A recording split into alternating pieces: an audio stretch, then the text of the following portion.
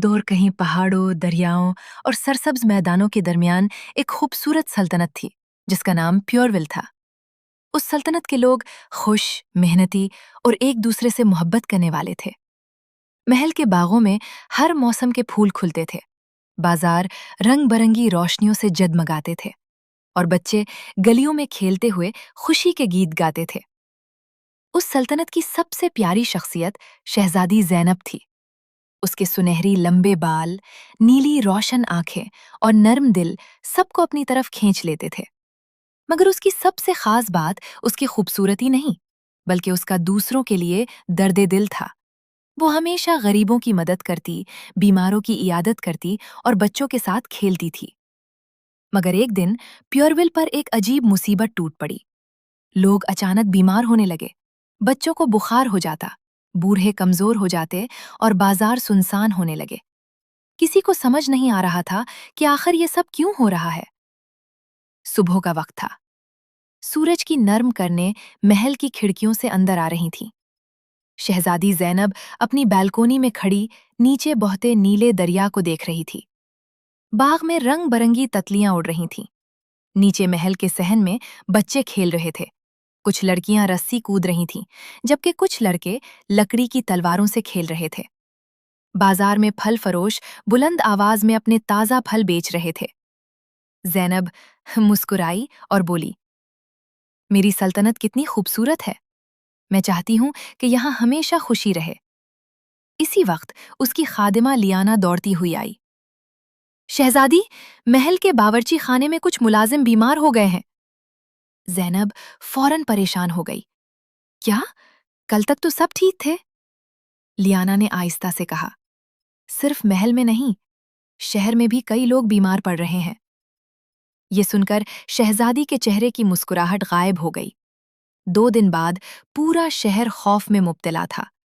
गलियों में पहले जैसी रौनक नहीं रही थी। लोग अपने घरों के दरवाजे बंद कर रहे थे। बच्चों के खेलने की आवाजें गायब हो गई थीं। महल के दरबार में बादशाह, वजीर और तबीब जमा थे। शाही तबीब ने झुककर कहा, जहां पनाह, ये बीमारी बहुत तेजी से फैल रही है, मगर हमें उसकी वजह समझ नहीं आ रही। बादशाह ने गुस्से से कहा, क्या ये कोई जादू है या किसी दुश्मन की साजिश? कमरे में खामोशी छा गई। ज़ैनब ने धीरे से कहा, हमें डरने के बजाय सच तलाश करना होगा। इसी वक्त एक बूढ़ा शख्स दरबार में दाखिल हुआ। उसकी लंबी सफेद दाढ़ी थी और हाथ में लकड़ी की छुरी। मैं दाना बुजुर्ग एलॉर्ड हूं, उसने कहा। सब हैरान रह गए। मुझे मालूम है ये बीमारी क्यों फैल रही है। एलॉर्ड ने एक शीशे का अजीब सा आल्हा निकाला। इससे तुम वो देख सकती हो जो आम आंखें नहीं देख सकती।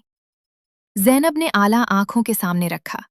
अचानक उसे छोटे छोटे खौफनाक जरासीम नजर आने लगे, जो लोगों के हाथों, गंदे बर्तनों और आलूदा पानी पर मौजूद थे। वो घबरा गई। ये क्या है? एलॉर्ड बोला, ये जरासीम है। लोग उन्हें नहीं देख सकते, इसीलिए ये आसानी से फैल जाते हैं। मैं उन्हें जरासीमों का देव कहता हूँ। शहजादी हैरत से बोली, तो बीमारी की वजह यही है? हाँ, बुजुर्ग ने जवाब दिया, और उनसे बचने का सबसे ताकतवर हथियार सफाई है।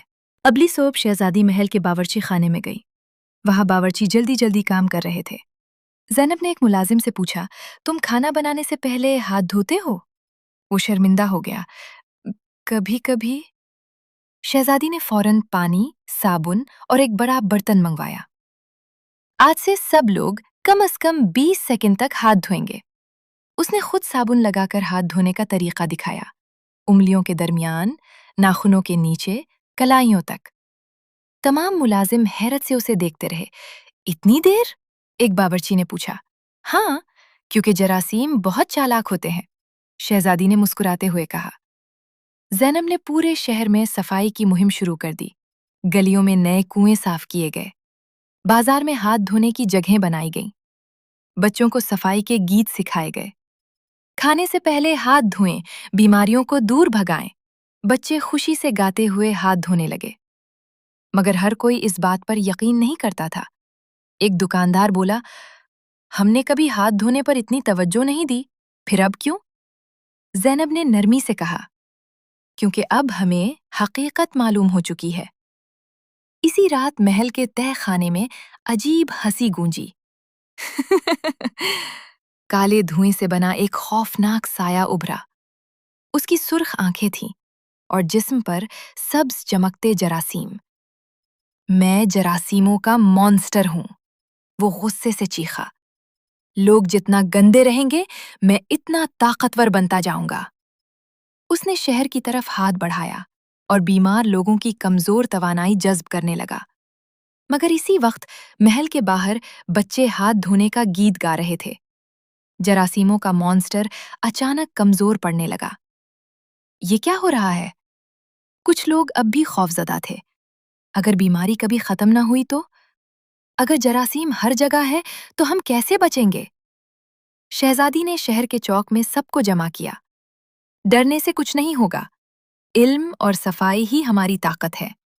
اس نے بچوں کو صاف پانی پینے، کھانا ڈھانپ کر رکھنے اور بیمار ہونے پر آرام کرنے کی اہمیت بھی سمجھائی۔ لوگوں کے دلوں میں امید جاگنے لگی۔ ایک دن پورے شہر میں عظیم صفائی دن منایا گیا۔ ہر شخص اپنے گھر، گلی اور بازار کی صفائی میں لگ گیا۔ عورتیں پانی چھڑک رہی تھیں، مرد کچرا اٹھا رہے تھے، بچے درخت لگا رہے تھے۔ شہر پہلے سے زیادہ خوبصورت نظر آنے لگا۔ جراثیموں کا مانسٹر چیخ اٹھا، نہیں، یہ لوگ مجھے کمزور کر رہے ہیں۔ اس کا جسم سکڑنے لگا۔ جراثیموں کا مانسٹر آخری بار محل پر حملہ آور ہوا۔ میں واپس آؤں گا، لوگ ہمیشہ صفائی بھول جاتے ہیں۔ زینب محل کی سیڑھیوں پر کھڑی ہوئی، نہیں، کیونکہ اب ہم جانتے ہیں کہ صحت کتنی ضروری ہے۔ اس نے محل کے فوارے میں صابن ملا پانی بہانے کا حکم دیا۔ پورا شہر ہاتھ دھونے لگا۔ روشنی کی ایک طاقتور لہر پورے شہر میں پھیل گئی۔ جراثیموں کا مانسٹر چیختا ہوا دھوئیں میں بدل گیا اور ہمیشہ کے لیے غائب ہو گیا۔ چند ہفتوں بعد شہر دوبارہ خوشیوں سے بھر گیا۔ بچے کھیلنے لگے، بازار آباد ہو گئے اور لوگ پہلے سے زیادہ صحت مند ہو گئے۔ بادشاہ نے اعلان کیا، آج سے ہر سال صفائی اور صحت کا دن منایا جائے گا۔ لوگ خوشی سے تالیاں بجانے لگے۔ محل کے باغ میں شہزادی زینب نے ایک خوبصورت یادگار بنوائی جس پر لکھا تھا، صاف ہاتھ، صحت مند زندگی۔ اور یوں پیوربل کی سلطنت نے سیکھ لیا کہ چھوٹی اچھی عادتیں پوری دنیا بدل سکتی ہیں۔